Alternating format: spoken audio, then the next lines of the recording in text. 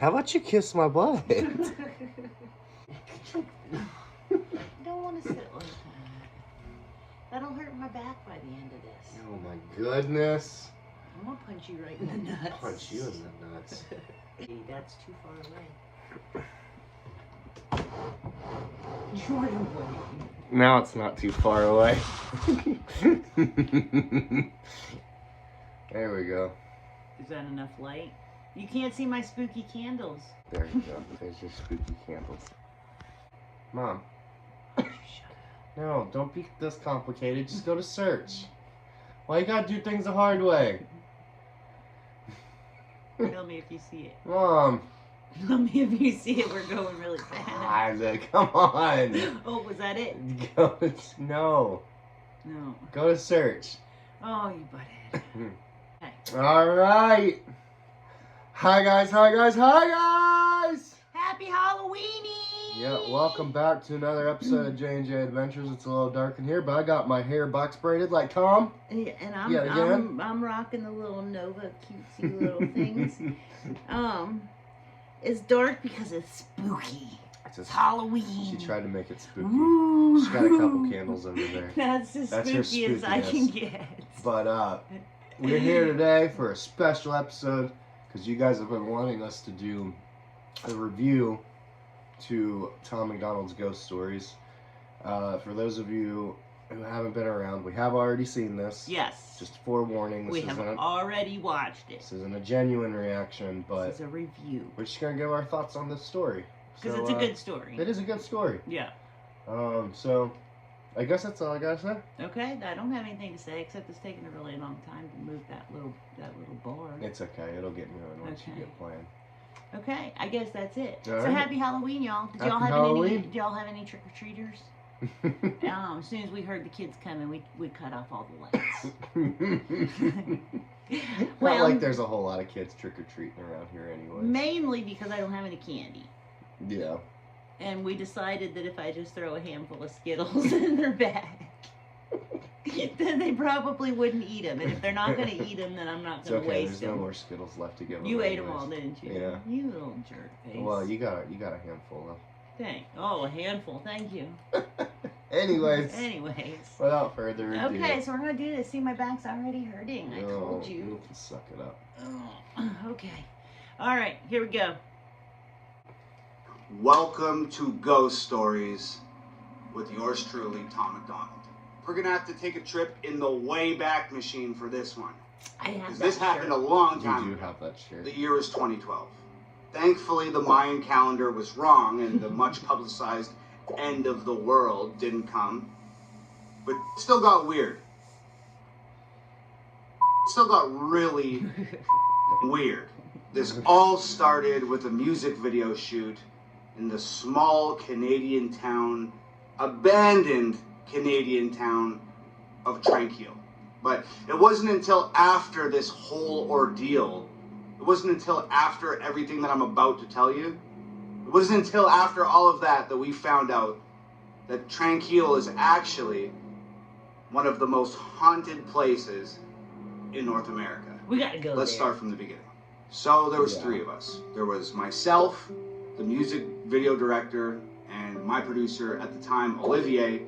We all piled into a vehicle on a Friday afternoon. Is that who he said au revoir to? I think so. You know what I'm talking about? Yeah. What song is that from? No response. Yeah. Yeah. And started the long drive to a long forgotten corner of the Canadian Pacific Northwest. We were unknowingly embarking on what would turn out to be one of the most terrifying experiences of all of our lives.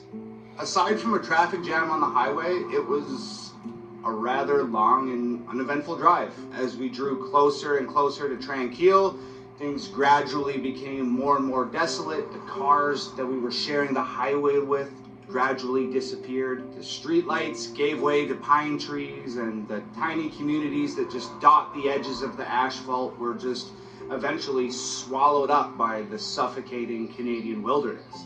Paved roads turned to gravel, and the gravel roads turned to dirt roads, and the vast forest around us just seemed to entirely See, close there's in. that And when the paved storytelling. roads turned to gravel roads and the gravel roads turned to dirt roads, that's when we reached the Iron Gates.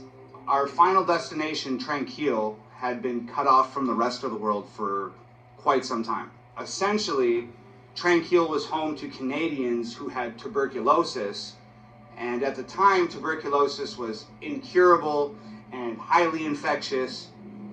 Sound familiar? They pretty much shipped everyone in Canada who had tuberculosis. They shipped all of those people to Tranquil, this tiny town in the middle of nowhere, and they shipped them there to, well, die, essentially.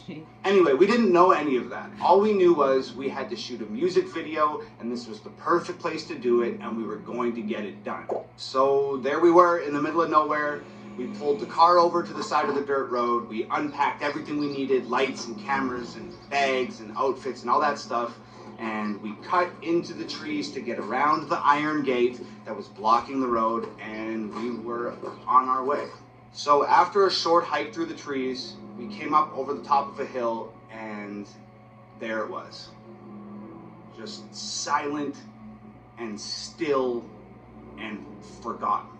There were schools and houses and convenience stores and hospitals and libraries and I wonder if that's paint chips just peeling off the outside of the exteriors of these buildings, just flapping in the wind. It just seemed like they were just clinging to a time a little less lonely.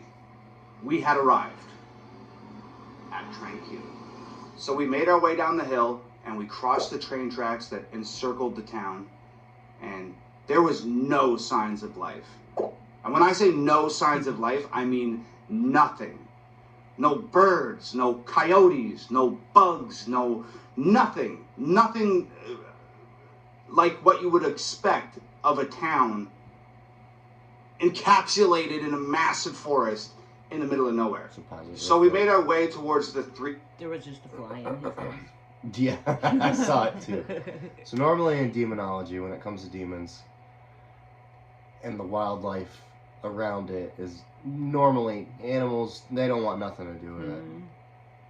So if there's even an absence of bugs, that's a pretty bad sign. Infestation of it. Yeah. And what's there is pretty nasty that the bugs don't even want to hang around. Yeah. Yeah. That goes back to just us talking about how animals are sensitives, how they can see into that supernatural and pick up on things that we can't always see. So it makes sense that they wouldn't want to hang around. Dilapidated houses. They were just on the outskirts of town, and they were identical. And they sat all in a row. Same paint, same windows, same doors, same front steps. Each house as perfectly the same as the next. Anyway, as we got closer, you could practically hear these houses moaning from years of being neglected and years without maintenance. It almost felt and sounded like something was stirring around inside them, and to be completely honest, I wasn't entirely sure I wanted to find out what that something was. But it turns out that I didn't have a choice. While I was standing there just sort of lost in thought and just gripped by this almost tangible apprehension about the situation at hand, something emerged from the middle house. 2 teenage kids, and we stopped dead in our tracks. So it was this boy and this girl, and they sort of like bounced toward us across this like sun-bleached pavement, and their demeanor was weird. So they got close enough to us, and I said to the boy, I said, "What are you guys doing here?" And like I said, their demeanor was strange. Well, maybe strange isn't the right word. Their demeanor just did not fit the situation. They were just like smiling and happy, and they seemed like they were excited to see us. And to me, that didn't fit the vibe. So the boy spoke first, and he said, "We're just hanging out, just checking out the abandoned town, and we're filming it with this camcorder." And I was like, "Cool, well, did you see anything weird?" Cool. And he said, "Nope, not yet." And then the girl just like interjected, and she was like, "Oh, be careful in the houses." Like, A lot of the floors are rotting, and if you go upstairs, you could fall through, and it's really friggin' dangerous. I don't really remember much else about that conversation. It was maybe like 3 minutes long, and they darted off in the other direction, and we just continued on our way. So we went into the house that our new friends just emerged from, and the girl wasn't lying. There was a massive hole in the ceiling of the living room where it looked like something on the top floor had fallen through and landed in a giant heap of rubble just sitting on the floor in the living room. It was trippy. So the more we explored, the weirder it got. Like inside the school, there was 3 inches of dust on the desks, and the day's lessons were still scribbled on the chalkboard, and there was pencils and erasers just littered about all the workstations. And if you picked anything up, you leave a perfect impression of whatever you picked up on the surface that you picked it up off of. Like, this stuff literally hadn't been touched in years. After roaming through like half a dozen buildings, we had finally made our decision where we were going to start shooting this music video, and we decided on, of course, the sanatorium. So we were walking down the main street on our way back to the hospital when I noticed something peculiar. Peculiar? When I noticed something up. There was this small white brick building that was just sort of jetting out of the dirt. That's not white. Right on the edge of town. And we had a long day of shooting ahead of us, but Tranquil just felt like it was some sort of portal to like an alternate dimension, and we were just so captured by the mystery of this town that like work came second, and we just wanted to explore. So we took off towards that white building. So this building was essentially just like a brick box. It was maybe like 10 feet tall by 20 feet long and 20 feet wide, and it had one of those big metal doors on it. It was like like something that you'd see on a government building. It was that light green color, kind of like sun bleached by the sun. It was missing its doorknobs. I walked over, no windows on this thing, can't see inside. So I walk over to this big green door, and I put my hand inside where the doorknob's supposed to be. Soda! And I jerked the door open. So it was dark. And it was not the type of dark that you're familiar with. This wasn't like 1 a.m. in my house dark. This was like pitch blackness. But we're here to shoot a music video, right? So we got lights.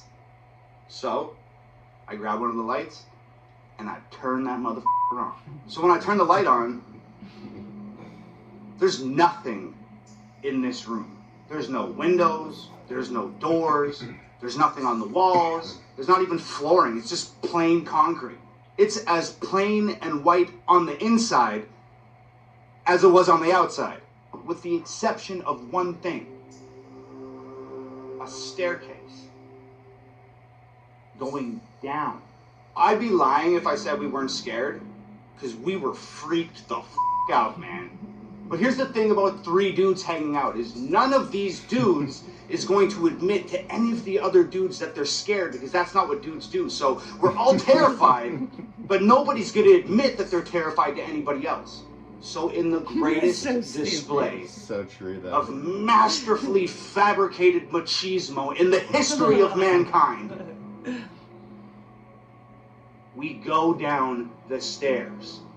We are so deep in denial and so unwilling to admit that we're afraid in front of another man that we forced ourselves to go down a set of stairs into a black hole inside an abandoned town in the middle of nowhere. And you know what? I could barely comprehend what was at the bottom of those stairs. Medical equipment everywhere. X-ray machines and surgery tables and scalpels and wheelchairs and rolling beds, just everywhere, all covered in dust, untouched for years. So there's 3 walls down here, and there's a doorway on each wall. No door, just a doorway. So I shine the light through the first doorway, long concrete hall. I shine the light through the second doorway, long concrete hall. And then I shine the light through the third doorway, you guessed it, long concrete hall. still neglecting the sheer terror that's permeating every cell in our bodies, we somehow choose a doorway, walk through it, and start our journey into the abyss. And what we found were just more concrete hallways and more wheelchairs and more rolling beds and more hallways and more doorways and more concrete halls. This was a labyrinth of underground concrete halls. And we decided it was a cool place to shoot a scene for a music video, so we started shooting a music video. I'm not even exaggerating. We probably had that camera turned on for 30 seconds before we had to turn it off because started getting weird. I just remember saying, cut the camera. Did you guys hear that? And we all just stood there, just quiet and motionless in the 10-foot section of hallway that our lights would illuminate. And I am not kidding you. Somewhere out there, beyond where our lights could reach, footsteps. I remember my producer, Olivier, sort of laughing like, no f***ing way. No f***ing way. We just stood there. Total denial. Frozen with fear. We just stood there and we just listened. And we heard voices. Voices somewhere way out there in that maze of concrete hallways, just echoing through everywhere. And I just said, yo, pack up the camera, let's get the f*** out of here. We're out. Now. As we're packing up to leave, I noticed that just out of our light's reach, I see a door. And it's a big-ass metal one. So I squeeze past Olivier, and I walk over to the door. It's this giant steel door, and it's just flush with the concrete inside this hallway. And I just push it open. It's the basement of a house. I just said, yo, shine that light over here. And there's another big metal door 6 feet away. And I walk up to it and I push it open. Basement of a house. And then another door and I push that open. And it's a basement of a house. And as we walk out of this labyrinth of concrete hallways, more doors, more basements of more houses. So it was at this point that I realized that this wasn't a regular town. There was something going on here. Something that required every house in town to be accessible by these underground tunnels that all led to a massive underground medical lab. Needless to say, we needed to shoot this music video and get the hell out of there. By the time we found our way out of these underground tunnels and we reached the surface of Tranquil once again, it had gotten dark. And you know what's creepier than an abandoned town in the middle of nowhere with an underground mad scientist lab? A creepy-ass abandoned town in the middle of nowhere with an underground mad scientist lab in the dark, son. That being said, the next couple hours went by rather smoothly, and we got some cool shots and some cool places. We pretty much got everything we needed and had wrapped up the music video. But this is where the really haunted starts. We finish the shoot, pack up the gear, hike up the hill, sneak through the trees, go around the iron gate, and get back to the car. We've escaped Tranquil. Or so we thought.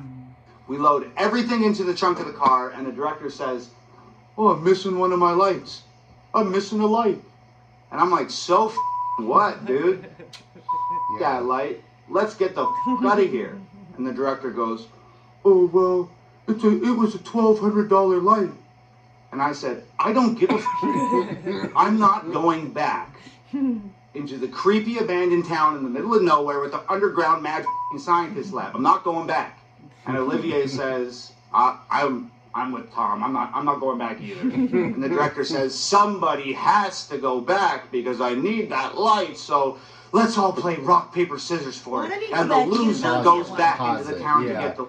I don't get that either. It's your damn property. Exactly. You didn't keep account of your stuff. You go get your own damn light. We'll wait here for you. That $1,200 isn't valuable to me. It's valuable to you. Yeah. You go get it. Exactly, yeah. I don't care if you're the director or not. It's your crap. You being unorganized does not constitute an emergency on my part. So no, yeah. I'm going to sit right here. I also have to point out, Tom, why did you make him stop recording? Like the moment you started hearing stuff down the hallway. You should have kept it recording. Kept recording. That's what I don't understand. Like, and when I watch ghost hunting, demon hunting shows, it's like they'll have good action, good interaction, and a lot will be going on, and then they'll be like, yeah, so let's go over here and down. Why? Yeah, no, Why are stay you going where to it's- leave that? Yeah, stay where stuff's happening. Stupid. Okay. Right. Look, I never liked fucking rock, paper, scissors. I hate that.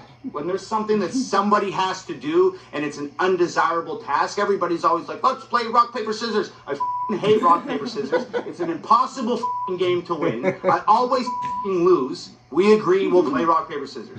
Guess what? I lose. Of course I lose. But I'm not going back. I'm not going back.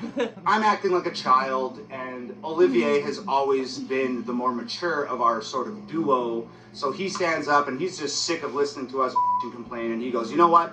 I will go back. I'll go back and get the light.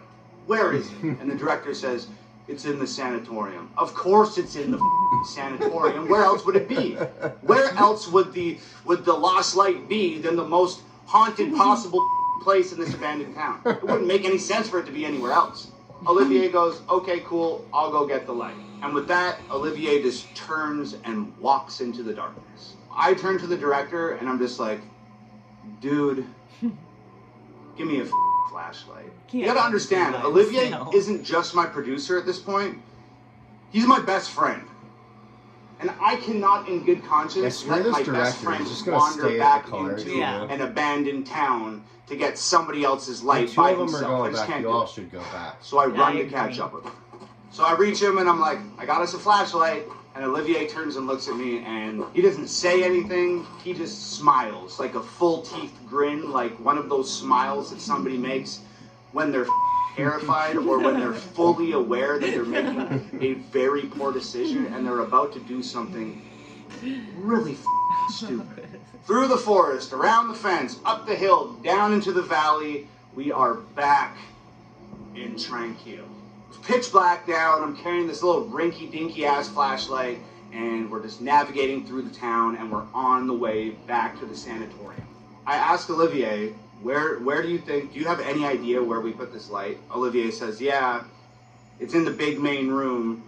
I saw him put it down there. I just don't like him, so I was just gonna let him leave it there and hope that nobody noticed, and we just drive home and we'd have a good chuckle about this later on. So somehow I managed to let out a muffled laugh because it's funny, but at the same time, it's the reason why I'm standing in an abandoned town in the middle of nowhere with a creepy ass mad scientist underground lab at like 2 a.m. We go up the old wooden stairs and push this giant creaky ass door open and step inside the sanatorium, and we're at the end of this long hallway.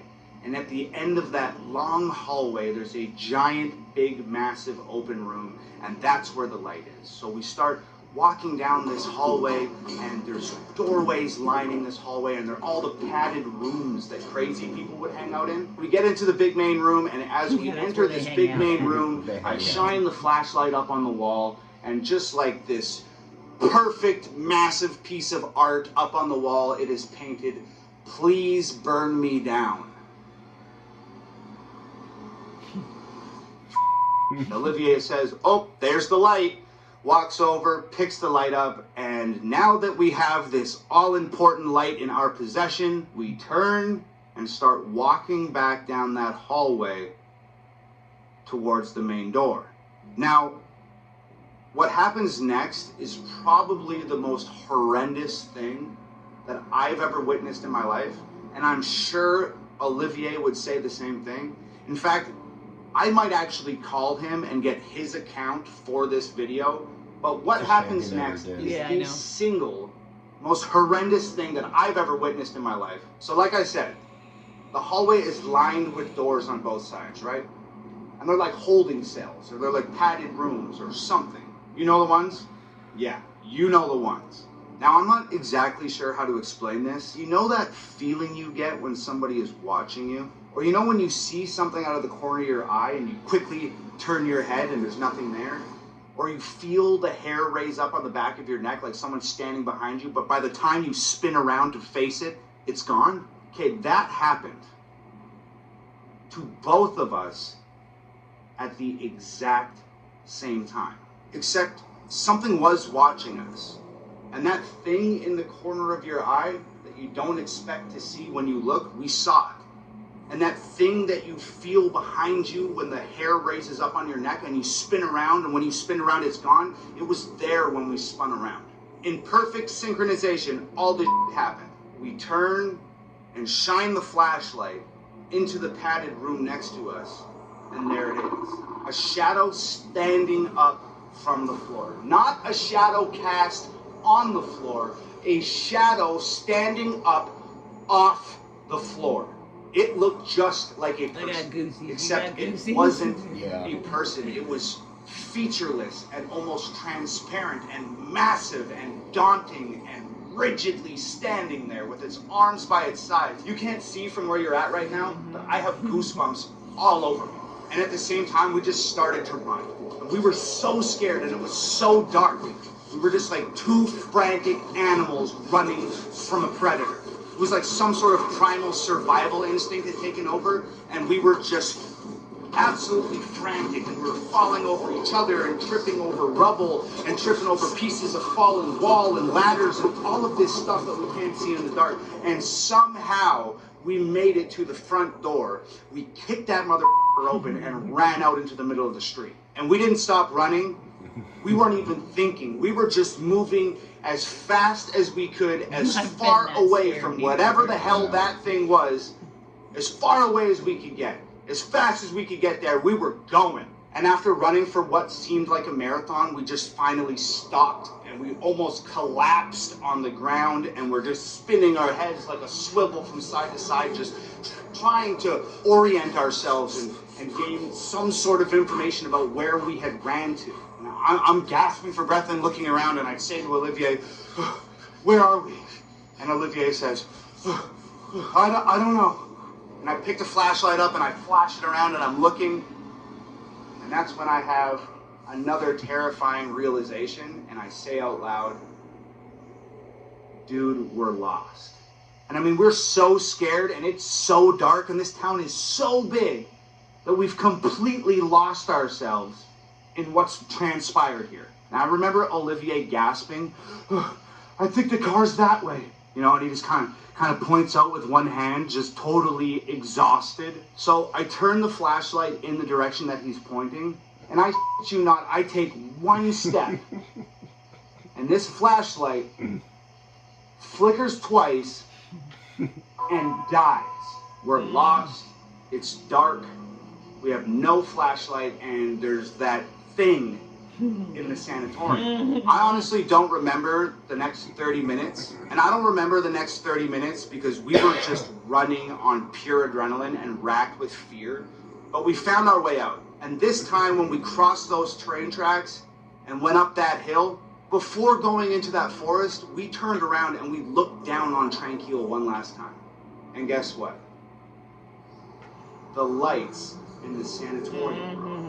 So we barreled through the trees and around the iron gate and over to the car, and I remember Olivier opening up the car door, and he's leaning the front seat forward and he's scrambling to try and get into the back seat of the car, and I had just had enough. I remember putting my foot on his ass and just shoving him into the back of the car, standing the seat up, jumped in, slammed the door, and I just said, "Drive."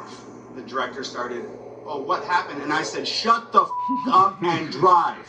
So we made it back home, mostly unscathed and in one piece. But you know what the craziest part of this whole thing was? You remember those kids I mentioned at the beginning of the story?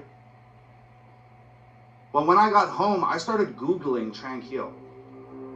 And I started researching that abandoned town. And that's when I found out that Tranquil was an abandoned town where people with tuberculosis would go and live out their final days. That's when I found out it was the most haunted place in North America. And that's also when I found out that those underground tunnels were used to remove the dead bodies from their houses without having to wheel corpses through the streets of the town and scare the shit out of all the children and everybody else living there. But the scariest thing that I found out was that 10 years prior to our experience in Tranquil, 2 kids went out there ghost hunting. And they fell through the floor in one of the houses and died. A boy and a girl. Alright. Okay. So, I enjoy that story. it is a good story. Yes. So, I have come to the conclusion. I think Tranquil is a nesting ground of demons. Mm. Like, I think there's more than one there. There's obviously one there that is unbelievably powerful. Yeah. What makes you think there's more than one there? Well, the boy and the girl. Like, it's one thing for a demon to just appear as one person, but to appear as 2 is completely different. Yeah, true. So, there's that. There's all of the voices and the footsteps that they hear down in the tunnels. So there's a lot hanging out. I think there's a lot hanging out there. But the most powerful demon, like, what really kills me is the fact that this is an abandoned town. This town hasn't had electricity routed to it in years. It hasn't had a reason to. So the fact that this demon's powerful enough to make the electricity of an entire building come on. Yeah, that's pretty intense. Yeah. That's storing up a lot of energy to get the job done, for sure. Yeah, that's scary. Tom's, I kind of wonder, like, if some of the evil shit Tom's had to battle with, like, what if he brought demons home with him that night? Yeah. Yeah, I mean, they can latch on. Latch on, for sure. And if you're in a fragile state, it makes it that much easier, too. You know? And, I mean, that was around the time that, like, he was still kind of, like, doing the whole partying music, like the old Tom stuff. I wonder what happened in his life after his visit to Tranquil. I wonder if that's when things really started to get bad. Like, I wonder if he's ever even put 2 and 2 together. That maybe there was a before and after going to Tranquil. I would like to know that. I want to go there myself. Oh, I would love to go there. Absolutely. Yeah. Absolutely, I'm down. If it's that active, 100%. Absolutely. What is this? Can I help you? Can I help you? So yeah, that's our thoughts on Tom's little ghost story. Yeah, I enjoy it. I want to go there really bad. Me too. I don't know if we can go to Canada right now. No, probably not. I don't think so. So, okay, well, that was cool to do on Halloween night. Yeah. Spooky. Did I scare you?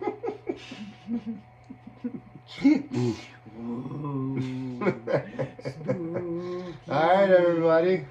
All right. Thanks for hanging out. It was fun. I hope you all had a good Halloweeny. Yep. All right. All right. Bye, guys. Bye, guys. Bye, guys. Oh, I kind of think I'm going to tuck that in and just pretend that I did that. Okay. Okay. Sure. Happy Halloween.